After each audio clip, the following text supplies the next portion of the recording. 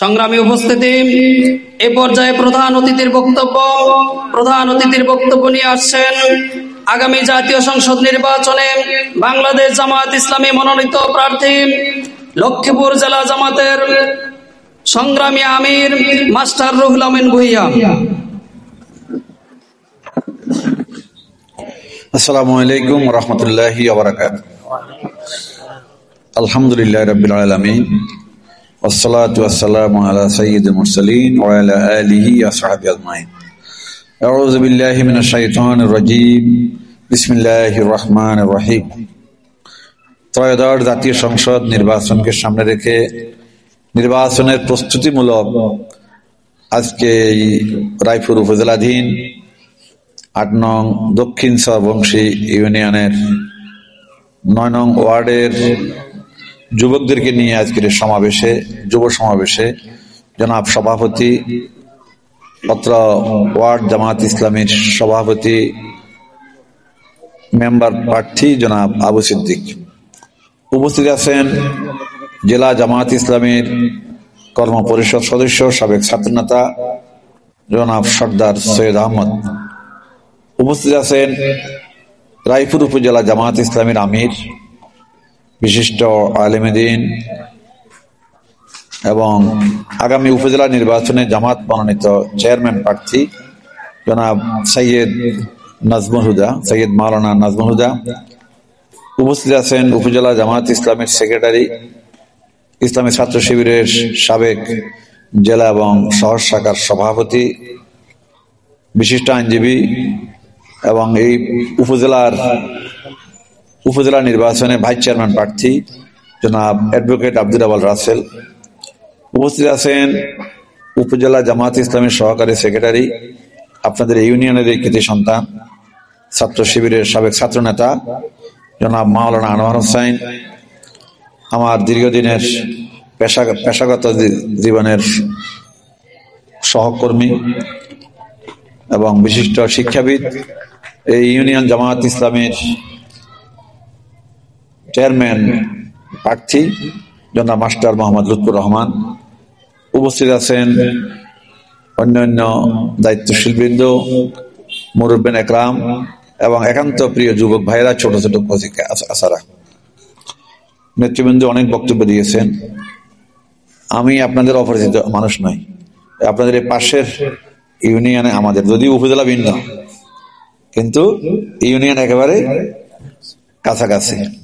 আমাদের জমিনের মাথা আপনাদের এই চল লক্ষ্মীর দিকে ঢুকে পড়েছে, তাইলে আমরা একেবারে এক জায়গার মানুষ নাকি? সেই হিসাবে আপনারা সাথে অনেক পরিচয় আছে। আর এই এলাকায় আমার অনেক ছাত্র আছে। একজন তো সামনে বসে আছে, চিনেনি তারে? আব্দুল জব্বার, তার ভাই আলী আসগর, ভাতিজা আদম আলী, এদের কথা আমি এখনো বলি নাই, ভুলবেও না। প্রিয় ছাত্রদেরকে ভুলে যায়। আরো অনেক ছাত্রছাত্রী আমার এই এলাকায় ছিল একসময়। আপনাদের এই স্কুলগুলি ছিল না, খলিফারাট স্কুল কিংবা ওই যে জনতা স্কুলগুলি ছিল না। রসুলগঞ্জ হাই স্কুল লেখাপড়া করতে, আর এই বেড়িটা যখন ছিল না তখন রসুলগঞ্জের উপর দিয়ে আপনাদের যাতায়াত ছিল অনেকের, নাকি? তাহলে আপনারা কেউই আমার অপরিচিত নন, আর আমি আপনাদের অচেনা নই। ইসলামী আন্দোলনের কারণে আরো বেশি বেশি জায়গায় ঘুরার সুযোগ হয়েছে।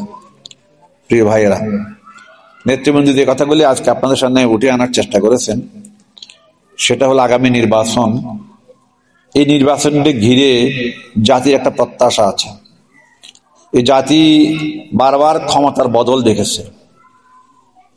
3টি দল কয়েকবার ক্ষমতায় এসেছে, কোন কোন দল বারবার এসেছে ক্ষমতায়, কিন্তু এই জাতির ভাগ্যের পরিবর্তন হয়নি। ভাগ্যের পরিবর্তনের জন্য আমরা যেদিকে রজ্জু হওয়া দরকার সেদিকে আমরা রজ্জু হইনি। সবাই এই বিশেষ মুক্তিযুদ্ধের মাধ্যমে এই দেশটা স্বাধীন হয়েছে, অনেক রক্ত গেছে, লক্ষ মানুষের জীবন গেছে না? কিন্তু দেশ পাইছি একটা আমরা, যারা দেশের ক্ষমতায় ছিল বিভিন্ন সময়ে তারা দুর্নীতি করেছে, জনগণকে শোষণ করেছে, নিজেদের আখের বসিয়েছে এবং ভারতের সাথে যোগসাজশ করে দেশের বিরুদ্ধে ষড়যন্ত্র করেছে, করছে কিনা? ষড়যন্ত্র করছে না? আজকে দেশ এক ধ্বংসের দ্বার প্রান্তে দাঁড়িয়েছে। আমাদের দেশের প্রধান সমস্যা এটি হলো দুর্নীতি। এক সময় বলা হতো জনসংখ্যার সমস্যা হলো আমাদের প্রধান সমস্যা। আসলে কি জনসংখ্যা কোনো সমস্যা? একটা মানুষ যখন দুনিয়াতে জন্মগ্রহণ করে তার রিজিক আল্লাহ তাআলা সাথে সাথে দিয়ে দেন। এর উপর যদি বিশ্বাস না থাকে তাহলে সে মুসলমানই না, নাকি? বাস্তব অবস্থা আমরা যদি লক্ষ্য করি, যারা এখানে বয়োবৃদ্ধ আছেন, এখানে কয়েকজন আছেন, আজ থেকে 50 বছর আগে মনে করেন মানুষ আছিল 7 কোটি, এখন কয় কোটি? 20 কোটি। 7 কোটি যখন ছিল তখন অনেক অভাব ছিল, অনেক মানুষ উপাস থাকতো, এক বেলা ভাত খেতে আরেক বেলা খেতে পারতো না। এখন কেউ উপাস থাকে না, অন্তত কর্ম করি হইল তারা পেট চালাইতে পারে। একদিন কাজ করলে 500 টাকা পাওয়া যায় না? যুগেলি দিলে এখন লেবারে কাজ করলে 500 টাকা ডেলি পাওয়া যায়, তাহলে 500 টাকা দিয়ে তার অন্তত একদিনের 2 দিনের খাওয়ার ব্যবস্থা হয়ে যায় কি না? কিন্তু এতে কি বোঝা গেল? জনসংখ্যা কোনো সমস্যা না, 3 গুণ মানুষ 3 গুণ বাড়ছে, কিন্তু অভাব বাড়ছে সেই অনুযায়ী বাড়ে নাই। আমাদের অভাবের মূল কারণটা কি? আজকে প্রমাণিত হয়েছে আমাদের অভাবের কারণ হলো দুর্নীতি। যারা রাষ্ট্রে ক্ষমতায় ছিলেন, যারা বিভিন্ন পর্যায়ে ইউনিয়ন থেকে শুরু করে উপজেলায়, সংসদে, রাষ্ট্রীয় পর্যায়ে যারা ক্ষমতায় ছিলেন, দেশ শাসন করেছেন, তারা জনগণের অর্থ আত্মসাৎ করেছে, দুর্নীতি করেছে, চাঁদাবাজি করেছে, টেন্ডারবাজি করেছে, দেশের মানুষের উপরে জুলুম করেছে, নির্যাতন করেছে এবং বিরোধী মতকে দমন করার চেষ্টা করেছে। বাংলাদেশের কোন রাজনৈতিক দল বিরোধিতা সহ্য করে নাই। আজকে তো দেশে কোন সরকারে কোন দল নাই, আসেনি? উন্মুক্ত ভাবে সবাই কথা বলতে পারতেছে কিনা? আজ থেকে 1 বছর 2 মাস আগে এখানে দাঁড়িয়ে কথা বলা যেত না। এইভাবে যে দলে হোক, যারা ক্ষমতায় ছিল তারা জনমতকে অগ্রাহ্য করেছে, জনগণের উপর জুলুম করেছে, অন্য রাজনৈতিক দলের উপর অত্যাচার করেছে। এর মধ্যে 3 বার ছিল আওয়ামী লীগ ক্ষমতায়। আওয়ামী লীগ কবার ছিল? 3 বার। এই 3 বারে শেষবারে তারা কি করেছে? একেবারে দেশকে ধ্বংস করে দিয়েছে। দেশের ব্যবসা বাণিজ্য, অর্থনীতি, শিল্প সবকিছু ভারতের উপরে হাতে উঠে দিয়ে দেওয়া হয়েছে। অর্থাৎ দুঃখের কথা আসে, সেটা হলো ক্লাসে পড়াইতে গিয়ে, আমি তো ভূগোল পড়াইতাম, ক্লাসে পড়াইতে গিয়ে পোলাপানকে জিজ্ঞাসা করতাম পাট চিনো নি? পাট। এখনকার ছেলেরা পাট চিনে না, বুঝছেন? আমাদের ছেলেরা, অথচ এই দেশের অর্থনীতির ভিত্তি ছিল কি? পাট চাষ, নাকি? আর আজকালকার ছেলেরা পাট চিনে না। আমাদেরকে পাট শিল্পকে এবং এই পণ্যকে একেবারে ধ্বংস করে দিয়েছে আন্তর্জাতিক চক্রান্তে। গরিবের ঈদুল আজহার পরে গরিব এতিমেরা চামড়াটি আমরা ভাগ করে দিতাম। এখন যেমন জানি চামড়া এককাল 200 টাকা 100 টাকা কেউ নেয় না। তাহলে এতিমের, অসহায় দরিদ্রের হাতে হাত দেওয়া হয়েছে। অর্থাৎ চামড়ার প্রয়োজনীয়তা কি না আসেনি? কর না। আমাদের সবার গায়ের সাথে, অনেকের গায়ের সাথে 5 চামড়া আছে, আমার পায়েও আছে না? গোটা পৃথিবী চামড়ার ব্যবহার হয়, অথচ আমাদের এই পণ্যটা চাহিদা নেই। এটা তারা নিয়ে গেছে। জিনিস আমাদের বাণিজ্য করে তারা। এই দেশটার অবস্থা এই। এর জন্য কে দায়ী? আওয়ামী লীগ দায়ী। আজকে আপনাদের এলাকায় তারা দেখছেন অনেক এলাকা নাই, তারা এলাকা ছাড়ি চলে গেছে। কেন? তাদেরকে ভেঙেছে কে? তাদেরকে কে তাড়াইছে? তাদের তাড়া নিয়ে তারা নিজেদেরকে তাড়িয়েছে। তারা যেভাবে মানুষের উপর অত্যাচার করেছে, নির্যাতন করেছে, মামলা হামলা দিয়ে মানুষগুলিকে যেভাবে নাজেহাল করেছে, এই ভয়ে তারা এলাকা ছাড়া। ইউনিয়ন পরিষদের চেয়ারম্যান নাই, মেম্বার নাই, মানুষের কষ্টেরও শেষ নাই, আসেনি?